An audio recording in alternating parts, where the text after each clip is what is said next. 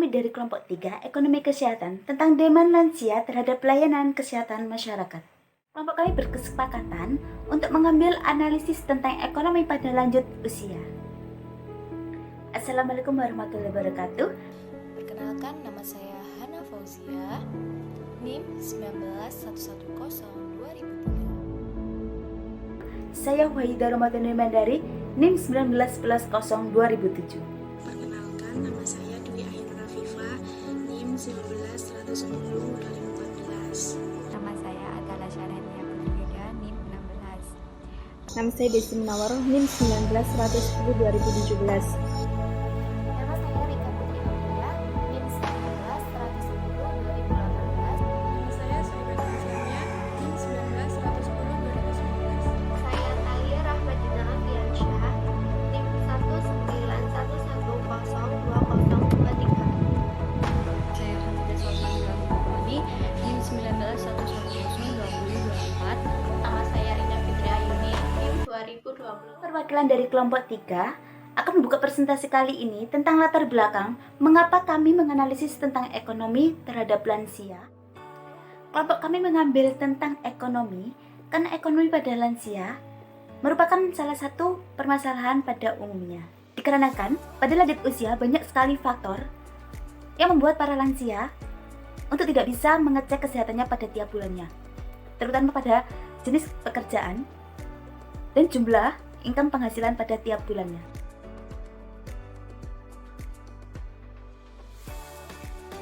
Pada nomor 1, secara umum dari 50 responden kita itu terdapat sumber penghasilan dari keluarga lebih banyak daripada dari diri sendiri.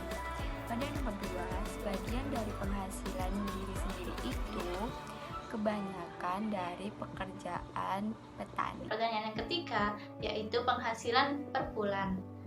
Ini bertujuan agar mengetahui secara umum berapa penghasilan per bulan dari kelompok lansia tersebut, yang nantinya bisa mengira-ngira berapa pengeluaran dari kelompok lansia itu untuk pelayanan kesehatan, apakah mencukupi atau tidak.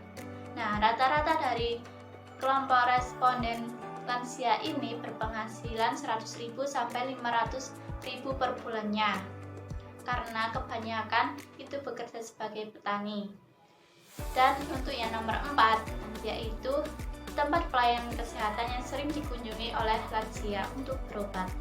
Nah, kebanyakan dari responden lansia itu memilih puskesmas dan juga klinik terdekat, karena alasannya yaitu jarak dari rumah itu dekat dan juga tarifnya yang relatif murah. Nomor 5, penyakit yang membuat mereka datang ke tempat pelayanan kesehatan ialah dari data kuesioner terhadap 50 responden, sebagian responden memiliki penyakit dalam seperti kolesterol, hipertensi, diabetes, dan sebagainya.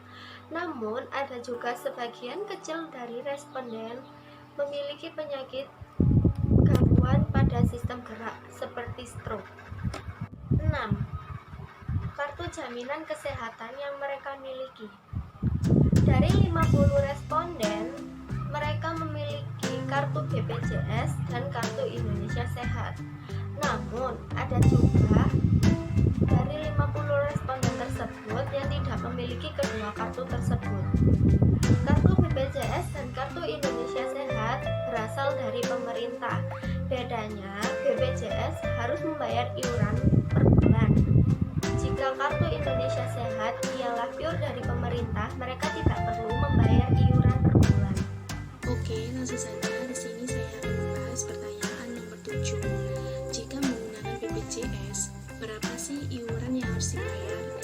Tujuan pertanyaan tersebut supaya kita mengetahui berapa sih pada umumnya lansia membayar iuran BPJS. Nah, di dalam BPJS sendiri ternyata mereka sudah membagi menjadi beberapa kelas. Misal, kelas 1, iuran yang harus dibayarkan sebesar Rp160.000.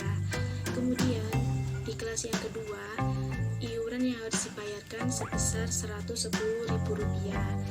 Dan di kelas yang terakhir, yaitu kelas yang ketiga, iuran yang harus dibayarkan adalah sebesar Rp42.000. kelas-kelas tersebut, ternyata para lansia ini lebih memilih ke kelas 3.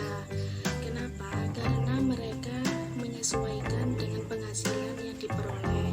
Walaupun dari beberapa para lansia ini memilih ke kelas 1 dan ke kelas 2.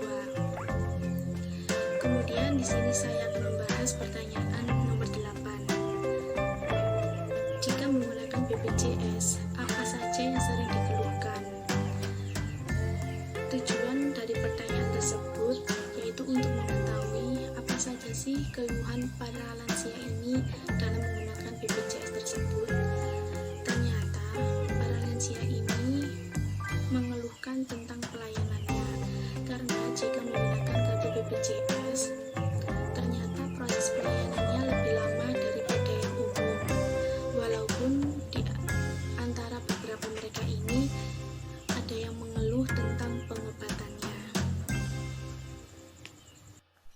Di sini saya akan menjelaskan tentang pertanyaan nomor 9, yaitu sistem pembayaran pelayanan kesehatan, di mana kita menggunakan dua pilihan. Yang pertama, offline, yang kedua, online. Kenapa kita menggunakan dua pilihan?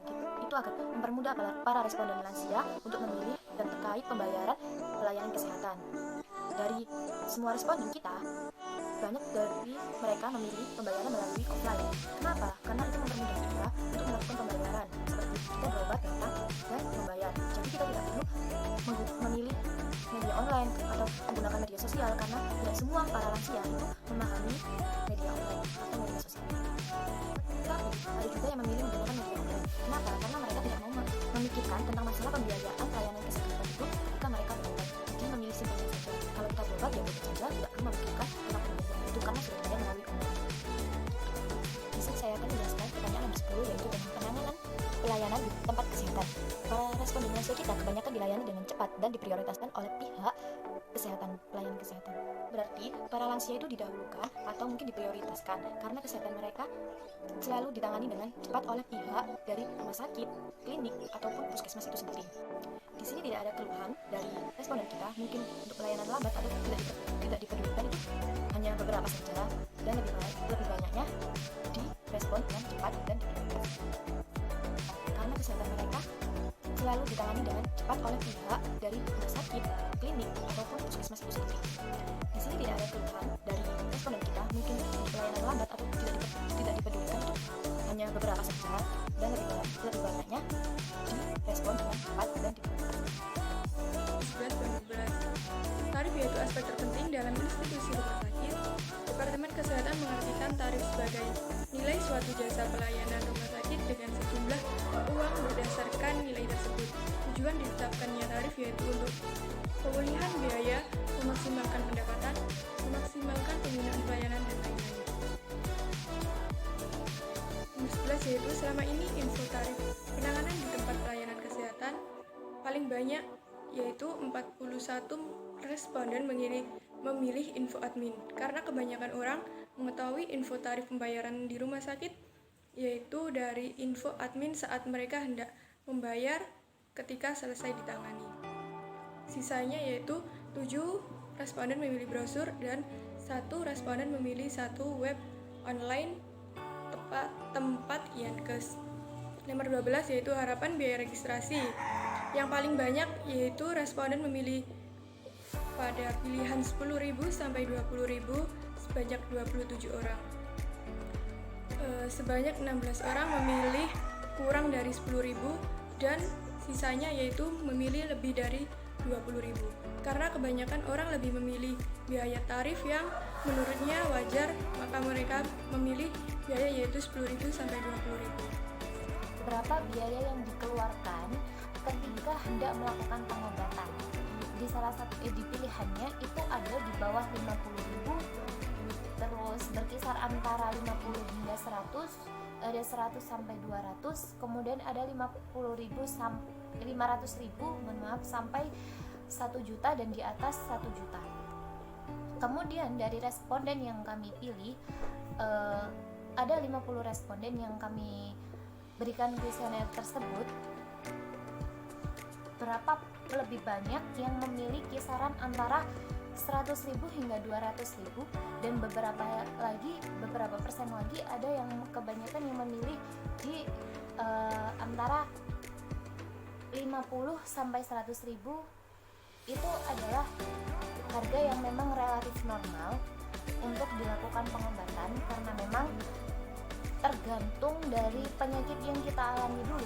Kalau memang penyakit yang diderita itu lebih parah atau penyakit yang diderita itu lebih berat, mungkin biaya untuk mengeluarkan pengobatan itu lebih banyak. Di nomor ke-14 dari kuesioner yang kita buat itu ada tentang melakukan gerakan sehat lansia di tiap pelayanan kesehatan dengan tarif sukarela. Dari responden yang kami teliti itu ada 98% orang yang memang mereka itu setuju dengan adanya itu, dengan alasan mereka banyak yang terkena penyakit persendian ya, atau gangguan gerakan itu. Nah, dari situ mereka itu memilih setuju karena memang itu dengan tujuan untuk mengurangi cedera yang lebih parah, penyakit persendiannya itu. Sekian yang bisa saya jelaskan. Terima kasih. Pada nomor 15, obat yang dikonsumsi lansia. Pada lansia yang melakukan pengobatan, mereka rata-rata menggunakan obat medis. Jadi, pada umumnya lebih banyak yang menggunakan obat medis daripada obat herbal. Pada nomor 16, melakukan pengobatan berapa kali? Pada umumnya, lansia melakukan pengobatan sebanyak 3 bulan sekali. Dari kuesioner kami, yaitu yang nomor 17, menanyakan tentang berapa banyak biaya yang dikeluarkan untuk transportasi berobat lansia. Ternyata dari 50 responden, kebanyakan kurang dari 10.000. Mungkin karena lansia ketika berobat itu di klinik maupun puskesmas terdekat sehingga tidak mengeluarkan banyak biaya untuk transportasinya. Nomor 18 yaitu menanyakan tentang berapa banyak yang dikeluarkan untuk mengkonsumsi obat, berapa banyak uangnya. Dari 50 responden, kebanyakan yaitu 100 sampai 300.000.